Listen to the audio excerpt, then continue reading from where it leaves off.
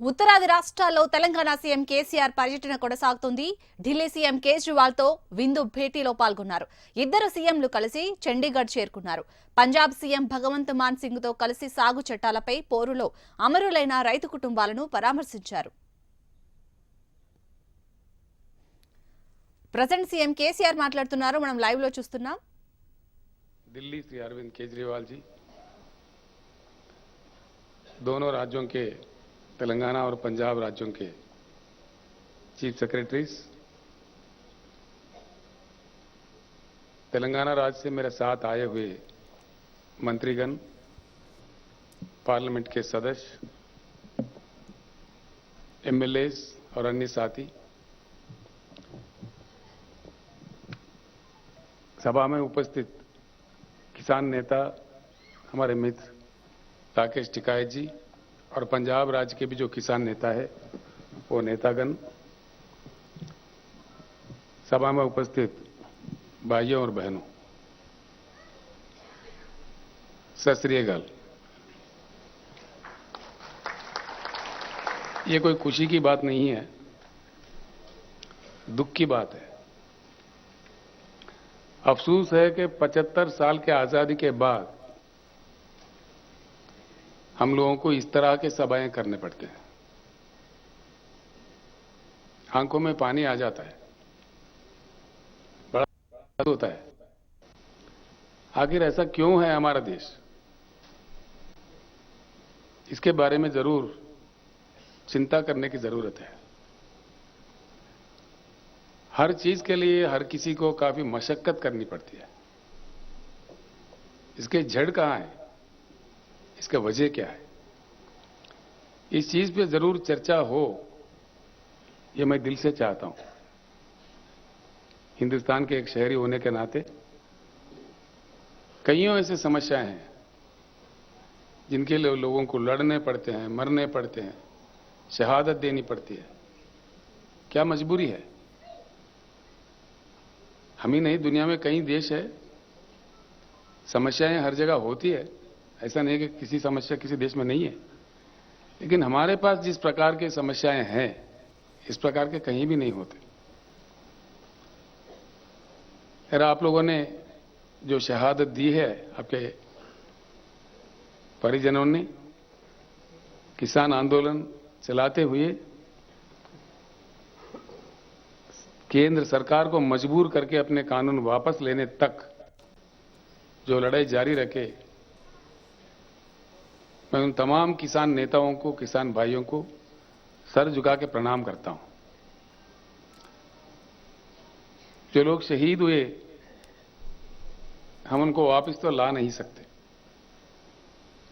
लेकिन जैसा माननीय केजरीवाल जी ने कहा, माननीय मान साहब ने कहा, हमदर्दी हम जरूर जुटा सकते हैं कि आप अकेले नहीं हैं, आपके साथ सारा देश है। हमदर्दी जताने वाला, फील करने वाले लोग हैं। पंजाब एक ऐसी महान राज्य है, महान धरती है, जहां से शहीद आजम भगत सिंह आजादी का जंग लड़े थे। पंजाब ने देश के लिए दो महत्वपूर्ण योगदान दे चुके हैं। एक आजादी के जंग में जिस प्रकार का कुर्बानियां पंजाब ने दी है, हिंदुस्तान का इतिहास कभी नहीं भूल सकता। और उसके बाद जैसा मान साहब अपने शब्दों में कह रहे थे,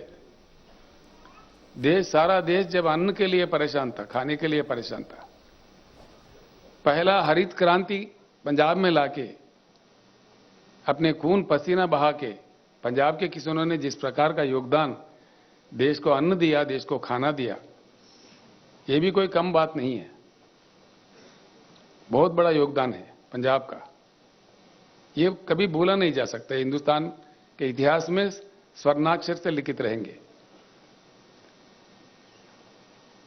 गलवान में जो चाइना के आर्मी के साथ जो झड़प हुआ, हमारे राज्य के वहां के कर्नल संतोष बाबू थे, उनके साथी सैनिक जो पंजाब से वहां थे, हमारे कर्नल के साथ ये भी शहीद हुए। मुझे आना था पंजाब में, आपके राज्य में उन जवान के परिवारों तक जो हम उनके सम्मान में देना चाह रहे थे वो पहुंचाने के लिए, लेकिन चुनाव चल रहा था यहाँ पे। आप तो जानते हैं चुनाव के समय ऐसे कार्यक्रम नहीं किए जाते, चुनाव के प्रतिबंध होते हैं, इसीलिए हम आ नहीं पाए।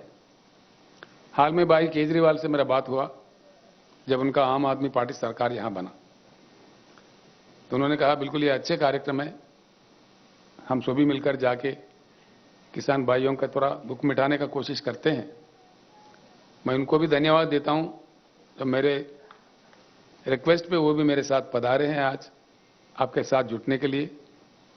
मैं उनको मेरे तरफ से, तेलंगाना जनता की ओर से और तमाम भाइयों के, तमाम परिवारों की ओर से उनको धन्यवाद भी देता हूं।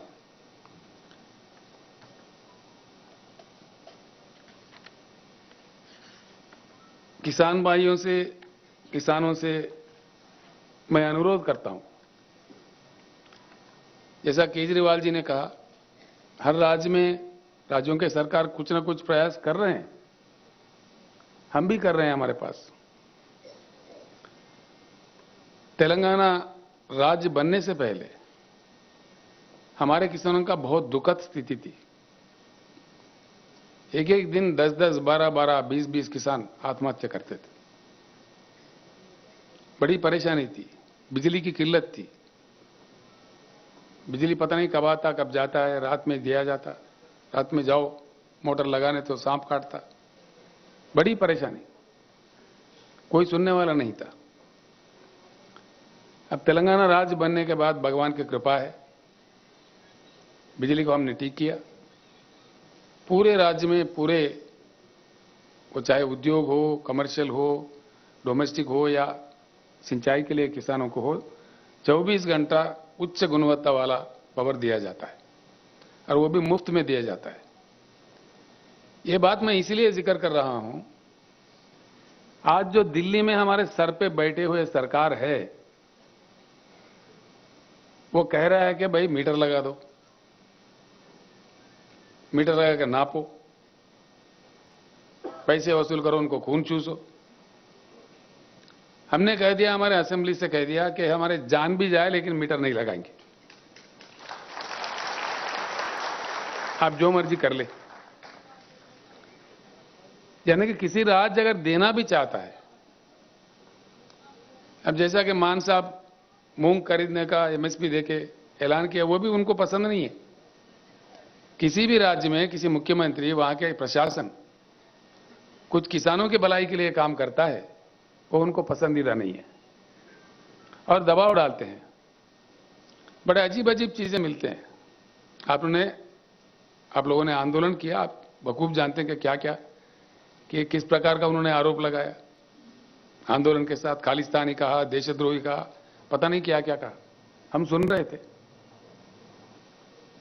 तो मेरा एक ही प्रार्थना होगा किसान नेताओं से, इस आंदोलन को हम जरूर जारी रखें। आपके आंदोलन जो चलना चाहिए सिर्फ पंजाब, हरियाणा, उत्तर प्रदेश या दिल्ली, इन राज्यों से नहीं, सारे हिंदुस्तान से चलना चाहिए। पश्चिम, पूरब, दक्षिण, उत्तर, पूरे किसान मिलकर हमको लड़ना चाहिए। हमारे हक है, हम देश दुनिया को खाना देते हैं, उगाते हैं, हमारे खून पसीना बहाते हैं हमारे खेतों में, तो हमारे साथ न्याय होना चाहिए, इंसाफ होना चाहिए। इस प्रकार का दुखद परिस्थिति, इस प्रकार का आंदोलन करने का स्थिति उड़ जाना चाहिए। इसका एक ही रास्ता है, अगर हम किसान चाहते हैं तो सत्ता पलट सकता है, कोई बड़ी बात नहीं है। सत्ता कहां से आता है?